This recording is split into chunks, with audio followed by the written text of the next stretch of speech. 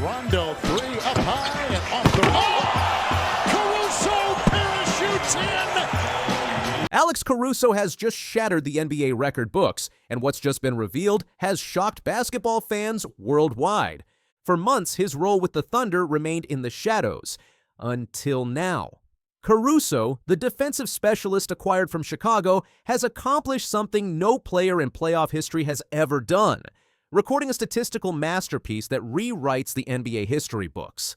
Alex Caruso, the Oklahoma City Thunder's underutilized weapon, delivered a performance for the ages in Monday's crucial Game 1 against the defending champion Denver Nuggets.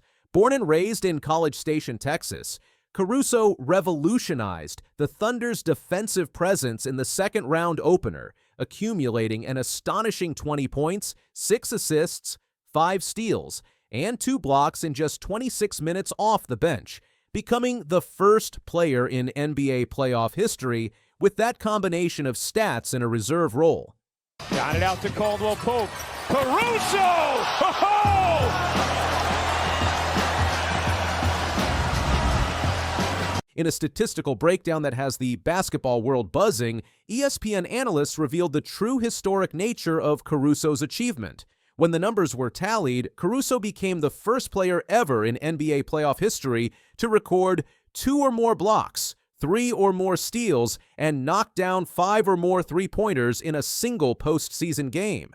He continued by displaying his two-way brilliance, knocking down 5 of 9 attempts from beyond the arc, while simultaneously dismantling Denver's offensive flow with perfectly timed defensive interventions. What makes Caruso's story particularly remarkable is that his arrival in Oklahoma City wasn't met with championship expectations, but rather seen as a complimentary move for the developing Thunder.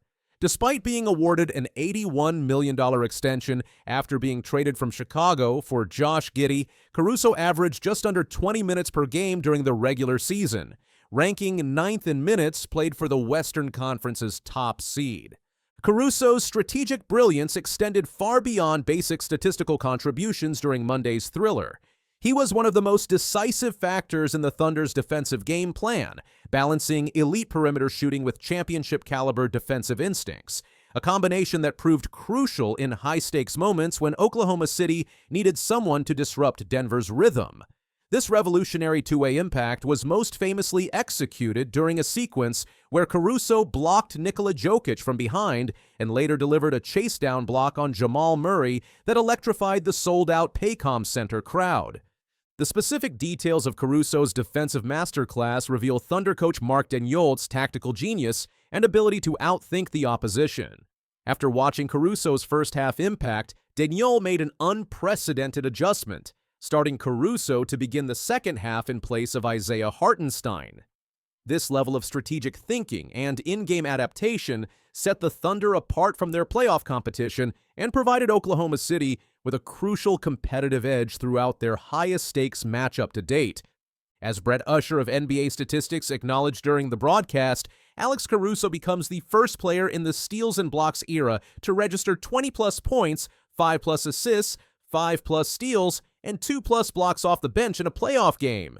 Indeed, while spectators commonly attributed the Thunder's 68-win regular season primarily to MVP candidate Shai Gilgeous-Alexander's brilliance, basketball insiders have long recognized that every calculated defensive rotation and critical offensive contribution from role players like Caruso would ultimately determine Oklahoma City's championship viability. The importance of this bench star performance is something modern NBA teams understand deeply. Steve Jones Jr. articulated this dynamic when reflecting on Caruso's Game 1 impact on social media. Alex Caruso is a madman, Jones posted on his X account, with accompanying video evidence of Caruso's defensive genius. This sentiment echoes the critical role that high-level rotation players now play in NBA playoff success, a tradition and standard of excellence that Caruso exemplified throughout Monday's contest. Caruso's influence on the Thunder extends far beyond his on-court expertise. He represents the organization's commitment to acquiring high-character, championship-tested veterans during their most successful regular season in franchise history. Under his defensive leadership, Oklahoma City established performance standards and a culture of excellence that permeated every aspect of the team's identity throughout their historic 68-win campaign. Even after his statistical masterpiece, Caruso remained active on both ends during the game's decisive moments. While many reserves would fade in crunch time, he continued making winning plays, displaying his championship pedigree earned during his Lakers tenure. He had 20 points to go along with 5 assists, 5 steals, and 2 blocks in 20 minutes off the bench, noted multiple media outlets highlighting the unprecedented efficiency of his historic performance. Caruso's impact goes way beyond the numbers. He's helped change the way the Thunder play today, from how they defend to how they space the floor on offense. He's one of the most valuable role players in the league right now, showing just how important support players still are for teams chasing a championship. For those who truly understand the NBA's playoff intensity and the complexity of championship basketball, Caruso's historic performance represents far more than just a statistical anomaly or mechanical rotation adjustment. It embodies an unwavering pursuit of excellence, adaptability, and strategic value that could define an entire playoff run. As many industry observers have noted, Alex Caruso may have arrived in Oklahoma City as a complementary piece, but he never needed superstar status to establish his own playoff legacy with the franchise. The Game 1 performance serves as a fitting display of OKC's roster construction brilliance. It also provides an important lesson that behind every MVP candidate stands a supporting cast of dedicated professionals whose contributions, while often overlooked by casual fans, are absolutely essential to championship success at the NBA's highest level.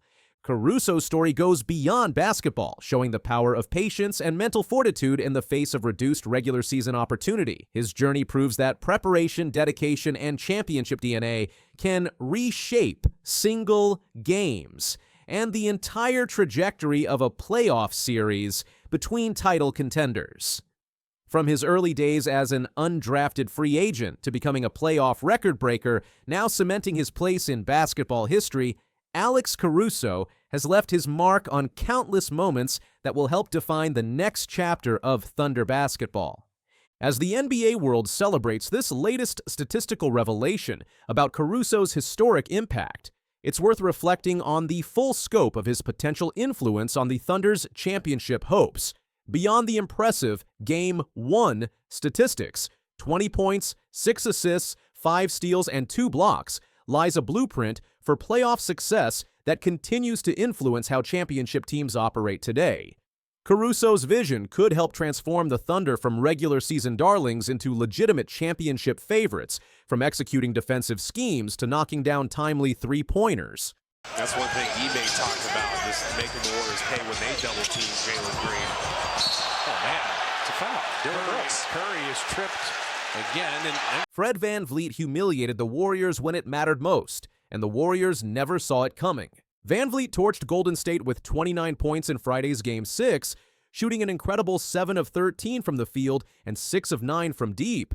The Houston Rockets stayed alive with a 115-107 victory, forcing a deciding Game 7 scheduled for Sunday at 8:30 p.m. ET. Throughout the contest, the Warriors maintained striking distance, but each step forward met an immediate Rockets response. VanVleet provided most of those answers, drilling three-pointer after three-pointer. His 17 made threes over the past 3 games broke the franchise record in Houston. This performance brought back painful memories for Golden State. Remember 2016. The Warriors entered a Game 7 after squandering a 3-1 finals advantage, resulting in their historic collapse against Cleveland. VanVleet himself delivered 22 points, including 12 crucial fourth-quarter tallies when Toronto defeated Golden State for the championship in 2019.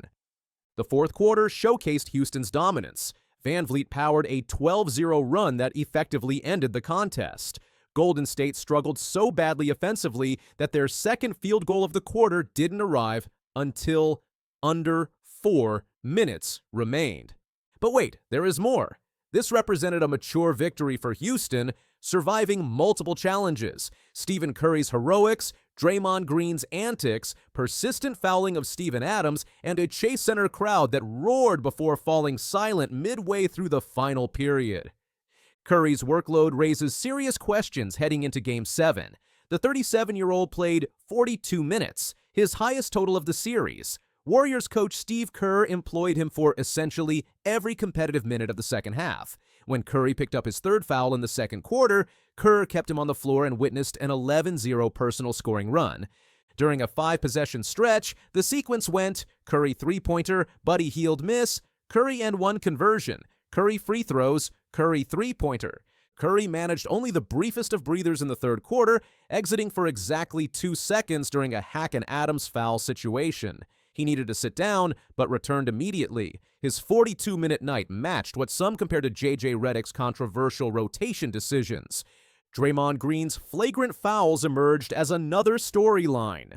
Minutes into the contest, he earned his second flagrant for grabbing Jalen Green's hair and pushing him down. History suggests trouble ahead.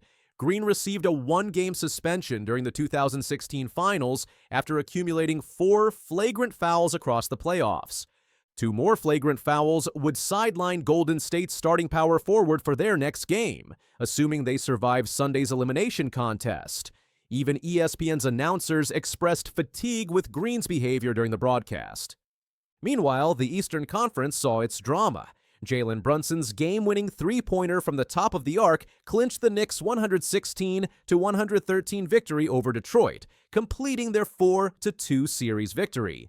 New York now faces defending champion Boston in the semifinals, a team that dominated them 4-0 during the regular season with a combined 65-point margin.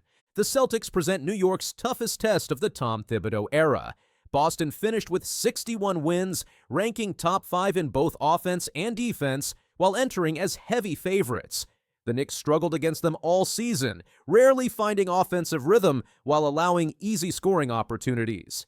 Brunson finished with 40 points, shooting 15 of 33 while adding 7 assists and 4 rebounds. Mikal Bridges contributed 25 points. O.J. Anunoby scored 22, and Karl Anthony Towns grabbed 15 rebounds before fouling out. Cade Cunningham led Detroit with 23 points, 8 assists, and 7 rebounds, though he missed all 8 three-point attempts. Jalen Duren added 21 points while providing interior defense. Malik Beasley hit 6 of 13 threes for 20 points, but went cold in the second half. The Knicks established early control, shooting 60% in the first quarter, with Brunson scoring 15 points. New York built a 42-27 advantage early in the second quarter before Detroit mounted a comeback. The Pistons outscored the Knicks 38-22 in the second quarter, taking a 61-59 halftime lead on Beasley's 6th three of the half. New York responded with a strong third quarter, opening with a 15-6 run that included a crucial 4th foul on Duren. The Knicks extended their lead through balanced scoring, though Detroit briefly went without a center when Isaiah Stewart remained sidelined with knee inflammation. Cunningham's jumper gave Detroit a 105-103 advantage with 5 minutes remaining, capping a 13-0 run. Josh Hart tied the score on the next possession, but the Pistons struck for 7 straight points during a Knicks cold streak. With 35 seconds left, Bridges converted a putback to tie the score at 113-113. Cunningham missed a potential go-ahead layup, Hart secured the rebound, and Brunson sealed the victory by shaking free from Auser Thompson for the game winner. He's at his best when his best is needed, Knicks coach Tom Thibodeau said of Brunson's performance.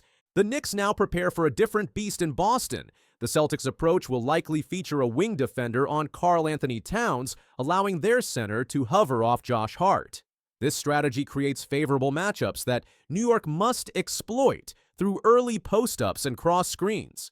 Playoff Brunson remains virtually unstoppable. He'll target preferred matchups against Boston's bigs, Kristaps Porzingis and Al Horford, or defensive wings, Derek White and Jaylen Brown, seeking strength and speed advantages respectively. New York needs aggressive involvement from wings Mikal Bridges and OG Anunoby against smaller Boston guards. Miles McBride requires a bounce-back performance after struggling through injuries during a disappointing first round. Defensively, the Knicks anticipate targeting Brunson and Towns on every possession, Detroit's blueprint throughout their series. Drop coverage becomes nearly impossible against Boston's elite downhill scorers and Porzingis's pick-and-pop threes. Switching defense appears most viable for disrupting Boston's rhythm. New York employed this strategy in their final 2 regular season meetings with mixed success. If Jason Tatum prefers isolating against Brunson and Towns after screens, perhaps that's preferable to facing Boston's relentless passing machine. The accumulated smaller details will determine the outcome. Boston rarely turns the ball over, defends aggressively, controls the defensive glass, and generates efficient looks even during off-shooting nights. New York needs championship-level poise to counter these advantages through limiting turnovers, dominating both backboards, and forcing Boston away from preferred shots. The Knicks possess the necessary talent, toughness, and most importantly, Brunson. However, their first-round struggles exposed concerning vulnerabilities. Barring dramatic improvement, this series likely concludes in 5 games. Meanwhile, Sunday's Warriors-Rockets Game 7 looms as must-watch television. Can Golden State overcome its Game 6 collapse? Will Van Vliet continue his scorching playoff run? Does Curry have anything left after his heavy workload? The stakes couldn't be higher for both franchises. One team advances to face the Jazz or Suns. The other heads home, wondering what might have been. Edwards against Doncic, gets into the paint, little sidestep. Jump for good, bounces around and drops through. Hard screen set by James. Reeves pass, DiVincenzo all over the place. Another deflection and steal. Conley, Alexander Walker puts it in. The Los Angeles Lakers are on the edge of playoff elimination, down 3-1 in their first-round series against the Minnesota Timberwolves. Their 2024-25 NBA playoff hopes hang by the thinnest of threads. Most teams in this position would be dejected, shoulders slumped, answering post-game questions with the enthusiasm of men walking to the gallows. But not Luka Doncic. The Lakers superstar shocked reporters with his response when asked about the team's dire situation. Instead of doom and gloom, Doncic fired off a statement that has basketball fans everywhere doing a double take. It's a fun challenge. Fun challenge. Those aren't typically words associated with facing elimination after blowing a double-digit fourth-quarter lead in a must-win game. But that's exactly the mentality Doncic is bringing to what could be the Lakers' final stand of the season. The devastating 116-113 loss in Game 4 has put the Lakers in this precarious position. They were in control for much of the game, building a lead that reached 12 points at its peak and entered the fourth quarter up by 10. But then, everything unraveled.